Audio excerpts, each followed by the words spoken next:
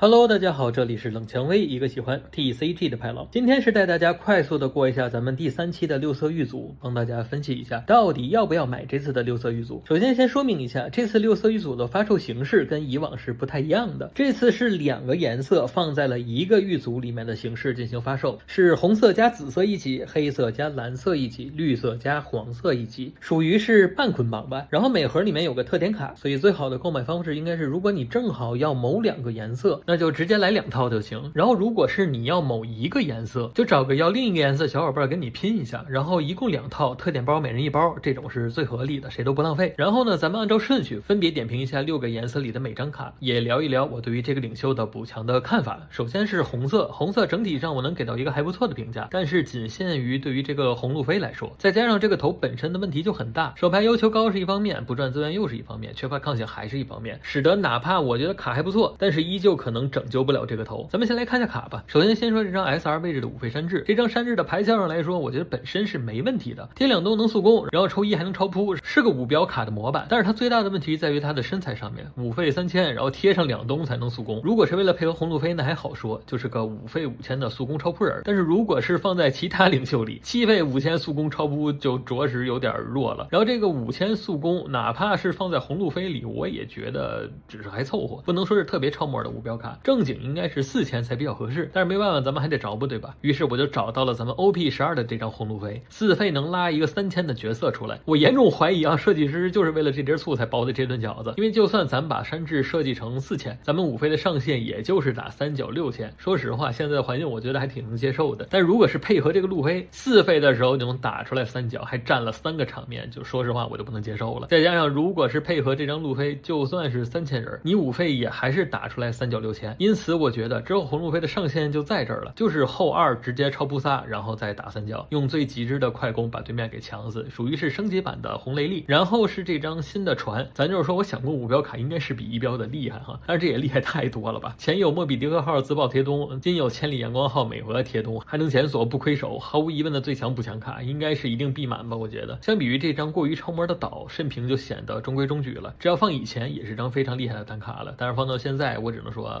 一般，但是也能用。这张布鲁克就是标准的凑数卡了，总得给你塞点小垃圾嘛，不是？带他都不如带乔巴了。最后是这个大哥路飞，相较于山治，我觉得这个路飞反而可能可以不带满了。就是我构思的这个卡组是种偏向于雷利 plus 的感觉，靠尽可能多的扑小人扑场面去把对面强死的这么一个感觉。所以这个路飞可能用于斩杀，或者偶尔的劫场，下一个撑死了2个就得了。因此应该可能不会投入特别多，然后它的效果也还比较有意思，因为是卡牌嘛，就是领袖加岛加场上角色，所以是最多可以减7000，然后3000的山治就能解掉一个安妮路了。整体而言呢，红色玉组能聊的东西其实不是特别多，除了这个5费山治能开发比较多的 combo 以外，其他的卡就是整体只能说是中规中矩。然后打法思路上也没突破红色的速攻思路，就是尽可能是把对面强死，强不死我死。当前环境我觉得大概率抢不死人，所以总体来说并不看好红路飞的表现。然后是写作索隆，独作鹰眼的绿色玉组，就是我真的得吐槽了，这个玉组出的跟索隆到底有什么关系啊？我真的觉得是没有任何一张卡是适配索隆的，就只能说是应用也能用，但是契合度完全不如鹰眼。那我干嘛要叫索隆玉组啊？十分的气愤。所以咱们干脆就不聊对索隆的补强的问题了，直接聊鹰眼吧。对于鹰眼来说，这套玉组我整体是能给到一个夯的评价的，因为里面的大本单卡都能帮助鹰眼缓解现在遇到的一些问题。按编号先说这个警卫门伪检索的抓2扔1，你第1拍就都是横头，后面拍就都是横东就可以了。因为我觉得在这个玉组出了之后，鹰眼就不用再去走现在的超新星轴了，直接回归传统的斩轴就可以。那么用什么去弥补放弃了基德基拉之后的位置呢？应该就是这张警卫门了。4张佩罗纳，4张岛，再加上4张警卫门，也是类似12张的伪检索，而且能帮助找岛，我觉得之后大概率要下满。然后是这张光月玉田，就这张光月玉田，甚至我觉得是给谁都行，给谁都厉害。首先是不亏牌，然后能锁艾尼路，就已经值得在这个环境任何的绿色卡组里面下满了，而且是原本6，不会受到现在的大量的放电干扰，就是朴实无华的强，标准的新进绿色强力泛用单卡。003是这张6费的鹰眼，也是我觉得为什么可以放弃超新星轴走回斩轴的主要原因。首先是效果的绿抽，鹰眼天生能比别的领袖多绿那么一次，然后是类似6罗的同样的超扑效果，但是却没有了休息状态的要求，以及必须回1张的限制。关于回收这点的话，我觉得是有利有弊，利是卡小人了也能下，弊就是少了赚牌的机会，但是活跃状态登场则是绝对的利好了。玩过鹰眼的小伙伴应该知道，打鹰眼的要领就是他躺什么你打什么，所以6罗经常会当内鬼，然后打艾尼路的时候也是，你横一个竖一个，它是大概率能给你都解了，但是两个竖着的往往就没那么容易都解了，所以这点上还挺关键的。唯一问题就是没有六罗泛用，六罗是拉任意5费，可以拉索动波尼啊、阻挡波尼啊都是可以的，尤其是阻挡波尼会对手牌有比较大的帮助。六鹰眼的话则是除非是拉新的光月玉田，否则都是直接手牌减2，还是挺伤的。004的雷利算是这次狱组里最菜的卡了，但是也有它的使用环境。首先就是绿色人横下来不是什么难事儿，所以它大概率能突袭到人，然后登场能横个2以下，瞄准的就是现在黑胡子和安妮路的小人，顺便还能覆盖到蓝绿路飞和巴基，属于能用来打环境的针对牌。如果不是同一组的这张1费索隆跟它的功能有些类似了，然后人家还是2000边，否则应该会是大量投入的环境针对卡，属于寄生鱼和生量的关系了。总的分析下来，咱们就能发现确实跟索隆可以说是一点关系也没有。然后6费鹰眼更是类似于鹰眼的专属卡，并且每张卡都能帮助鹰眼解决部分的当前问题，因此属于是十分推荐购买的狱组了。所以谁能给我解释解释为什么是索隆狱组？蓝色给的是轻质，也是这次6色狱组里面我比较推荐购买的颜色，因为其实大部分卡的牌效都跟绿色狱组差不多，但是因为绿色是个比较亏资源的颜色，所以就算同样是走超扑路线，肯定也是没有蓝色那么舒坦的。再加上绿色目前就有差不多的替代品，所以总体而言，我认为蓝色狱组要强于绿色那么一点点。开始过下卡吧。第一张是阻挡者可比，你就当做是登场丢1抽2的阻挡就好了，除了轻质不亏牌，其他人都亏牌，所以约等于锁头。你看是不是跟刚才的几门差不多，然后多了个阻挡效果。在原本轻质就会投入小阻挡的情况下，这张可比能替换掉原来的，还挺不错的。第二张是4费的赤犬，就是首先你不能说它不强，因为它会硬性要求你的对手必须控制手牌，然后 KO 时的效果又能保证对方不想解它，但是你也不能说它很强，就是一个是丢手的效果是明着的，对方只要有意识去防总能防住，然后 KO 时虽然会让对方不想解它，但是现在这个环境又能打出来几脚呢。现在这不是横就是锁的环境，一个4费5000人的生存空间着实有些差了，所以我觉得它跟刚才的雷利也是一样的，都有些生不逢时。第三张是最新的优质2000边斯摩格，对标刚才的索隆对吧？精准打击现在的各种小人必须下满，甚至很多其他詹蓝领袖我觉得都可以投入去针对现在的环境。还原就是常规的减费登场2000边模板，我记得之前我预测过蓝色的效果就是丢手然后减3费登场，只能说是中规中矩，符合蓝色的设定。之后轻质里应该会大概率带满，别的蓝色就不一定了。最后是轻质的最重要的单卡6费格普，这点咱们就得夸夸设计师确实玩过轻质卡组了啊。之前因为轻质需要在8费才能展开，导致极度依赖后手，然后就是虽然是超扑卡组，但是依然需要连续扑2波才有足够的压制力。这下好了，直接提前1回就能开始扑了，而且就算是先手也不会那么的不能接受了。后手就是直接6带8，先手就是5费先上个藤虎，然后6带8，都是不错的节奏，至少能帮助轻质缓解现在的很多问题，是我觉得整个6色狱组中数1数2的补强。看完全卡，我说蓝色跟绿色其实差不多，是不是没什么问题哈？很多卡的效果都是比较相似的，但是因为我觉得蓝色会比纯绿更适应一些版本，所以我可能会把轻质排的比鹰眼更高。紫色卡2其实是我目前最纠结的狱组，因为它总给我一种它又强又不强的感觉。为什么这么说呢？就是因为这次卡2的单卡，你单看效果，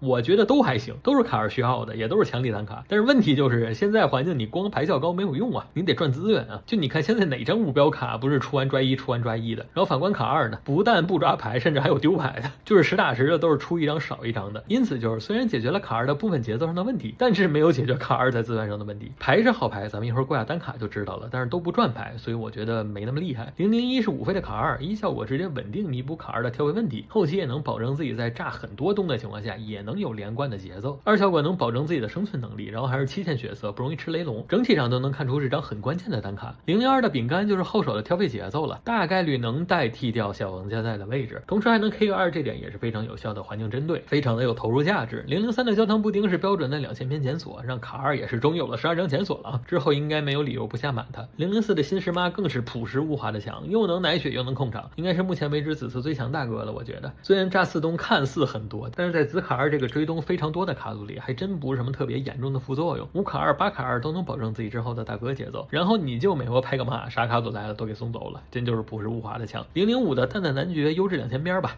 ，3费没有不临下这个也行，毕竟在这个环境里面比较有用，还能弥补下节奏，可投入可不投入。我觉得卡咱们过了一遍，大家应该就能发现，你单说每张卡是不是其实都还不错，都对现在的卡2有帮助，但是整体合在一起却没有解决卡2最核心的问题。玩过卡2的小伙伴应该知道，卡2不是场面不够大，也不是缺乏进攻性，就是资源不够，就很容易场面看着很大，然后就是打不赢，因为你资源跟不上对面，就很容易出现对面还没死呢，你先死了的尴尬情况。因此就是虽然这个狱组很不错，但是我依旧不是特别看好卡2之后的发挥，属于能玩但不是特别能玩的领袖。但是就算再不行，那肯定也比萨博行。就我真的是看萨博的卡给我看破防了，整体体给我感觉是设计师好像觉得萨博这个头很强，特别强，所以直接把所有的卡都给设计小了一圈，就让我感觉你好像不是在设计萨博，你是在设计索隆。人家开动物园，你直接开幼儿园。咱们直接看卡就知道了。先是001号的哈库，我就把老的黑色哈库放出来，咱们对比一下。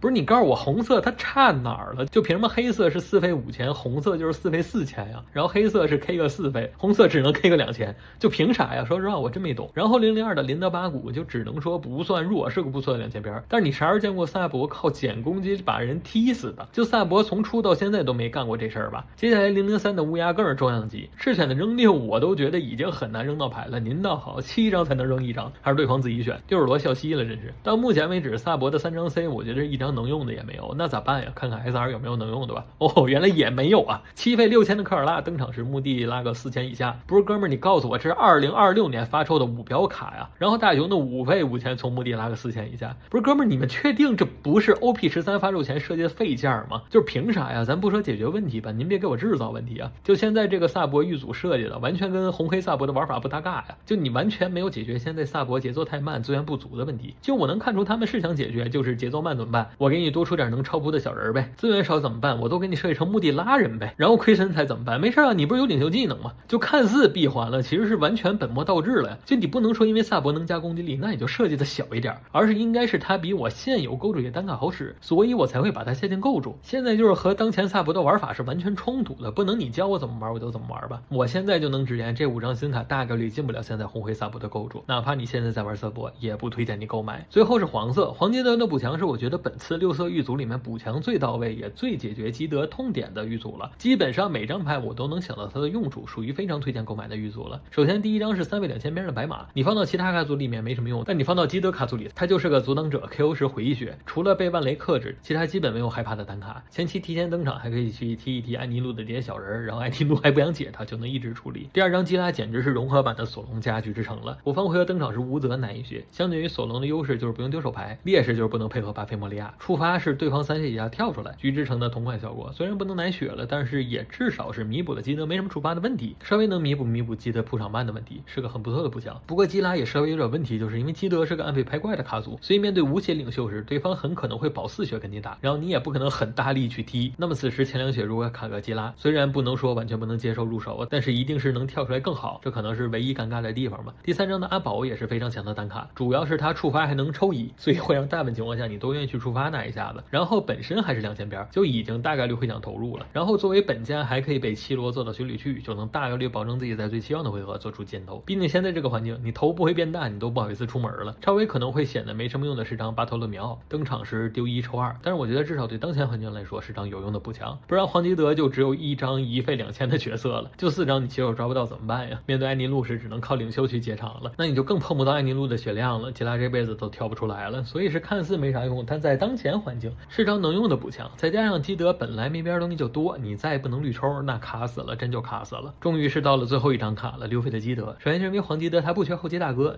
你后期就7罗巴基德，7罗巴基德的拍就行。重点是前中期的节奏一直不太优秀，所以也是找到了痛点，针对性的去解决了，出了一张6费的基德。二小伙的话，因为可能会跟领袖技能抢翻血，所以大概率不是给基德用的，或者在有其他配合卡的情况下，可以白嫖这一东。主要还是1效果，让基德可以不用每次都靠吃血把明血拿走了。要有这张 OP11的时候，基德就不怕被养了，算是有了比较舒服的反血手段，然后还相当于是个引导效果。如果回头有8费基德在场呢，相当于是每次都能节约出来2张手牌。当然这张卡我觉得它的主要作用还是为了弥补一个后手的6费节奏，或者发现对面有养你的意图时，用这张卡阻止他的这个想法，属于是会投入，但可能不会投入满的单卡。总体而言，黄基德的狱组里面每张卡你能找它对应的用处，很多的补强也非常的好用，恨不得购置里得投入18张以上的新卡，那这狱组你就说买的值不值吧。 OK， 那么以上就是咱们最新一单的6色狱组的全卡点评了。总体而言吧，这次6色狱组就是强的很强，弱的很弱，还有词不达意的。不过除了黑色是完全不推荐购买，红色是不推荐玩以外，其他的颜色还都是比较值得买的。好了，那么以上就是本期视频的全部内容了。这里是冷蔷薇，一个喜欢 TCG 的牌佬，咱们下个视频再见吧。